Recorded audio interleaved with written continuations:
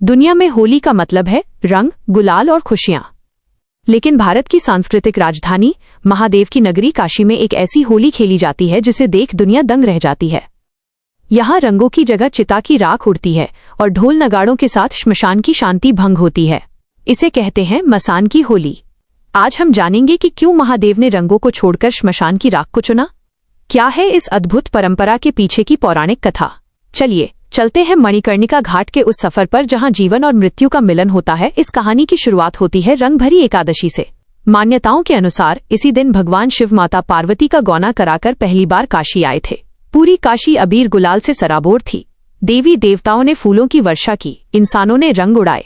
लेकिन महादेव के प्रिय गण भूत, प्रेत, पिशाच, अघोरी और वे आत्माएं जिनका इस संसार में कोई नहीं था, वे उस उत्सव में शामिल नहीं हो सके, क्योंकि समाज उन्हें अशुभ मानता था।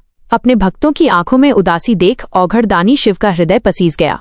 उन्होंने तय किया कि अगर दुनिया उनके इन भक्तों के साथ होली नहीं खेलती तो वे स्वयं उनके बीच जाकर होली खेलेंगे। रंग भरी एकादशी के ठीक अगले दिन यानी द्वादशी को बाबा विश्वनाथ अपने मशाननाथ स्वरूप में मणिकर्णिका घाट पहुंचते हैं। यहाँ वे अपने उन भक्तों के साथ होली खेलते हैं जिन्हें समाज त्याग चुका है। यह दृश्य अद्भुत होता है।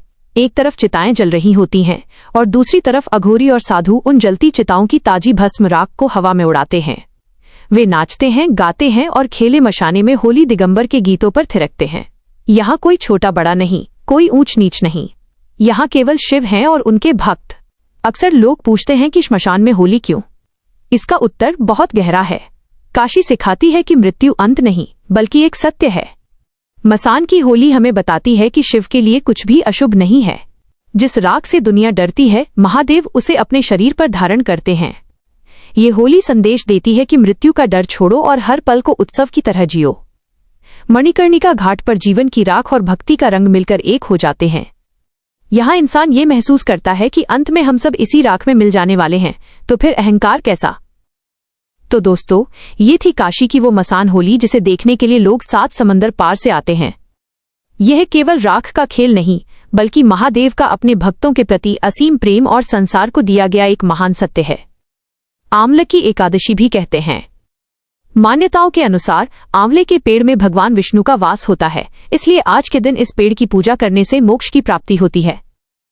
अगर आपको शिव की यह नगरी और उनकी यह अनोखी परंपरा पसंद आई हो तो कमेंट में हर हर महादेव जरूर लिखें और वीडियो को लाइक करें।